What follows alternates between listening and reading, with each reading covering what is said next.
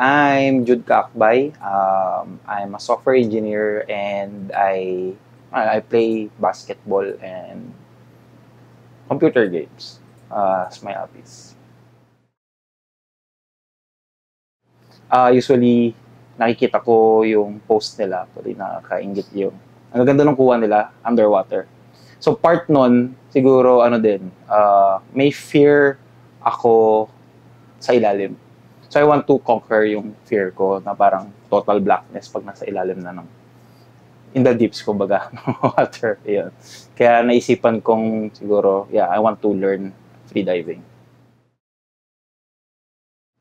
Siguro sa dami ng nakikita kong mga post, yung mga magagandang mga shots nga sa ilalim. Si CO2, I think one of the ewan ko, ang galing ng photographers niya siguro and yung nagvi-video. Iba yung parang level niya. Hindi lang siya basta kuha lang na parang mukhang inedit lang. Mukhang it looks great. So I wanna have those shots also. Hoping may makuhang magandang kuha din once we go to open water. Ayun, siguro yung fear nga, yung one of the fears na pag nandun ako sa ilalim, parang I'm not yung feeling ko na I'm not in control pag nasa ilalim na. Pero I heard, yun nga, with proper training, siguro I can conquer. So after siguro nitong course, I would be relaxed na siguro pag nasa sea, nasa open water. Ayan.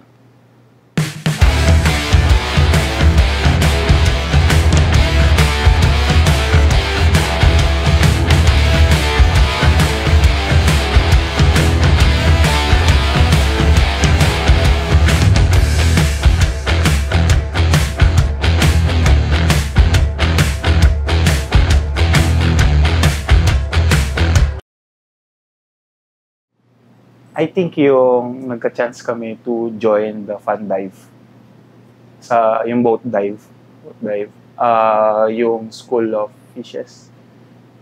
Very, very memorable yung, although hindi pa ako nakababa doon since parang nag-aaral pa lang kami nung duck diving. Pero yung fact na nandun kami sa ibabaw, dumadaan sila sa ilalim, very memorable. Siguro, core memory unlock, kumbaga. Valuable. So, remember yung sinabi ko, I tried free diving.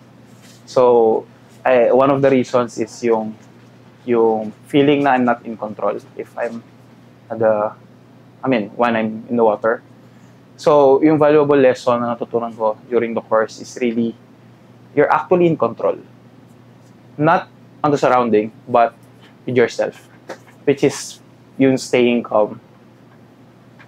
That's the key para, you can free dive.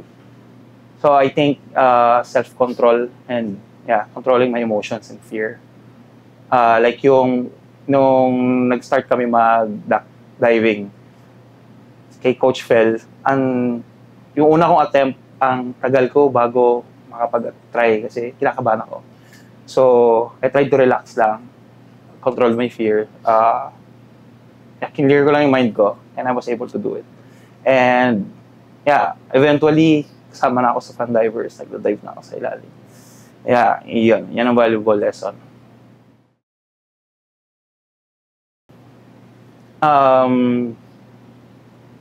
Simple lang, go for it. It may be very scary if you just watch the videos, it's majestic and all. Pero, isa sa mga iniisip ko, paano ko gagawin yun? So, I have no idea. So, trust lang if you enroll, trust CO2. And, they'll make sure you're very safe. Safety first, kumbaga sa kanila. On top of the priority, safety mo. So, just trust them and go for it. You'll learn it. Kahit sino pa, kahit sino pa kayo, ano pang age mo. Siyempre hindi naman yung bata. Pero if you really want to try it, go for it.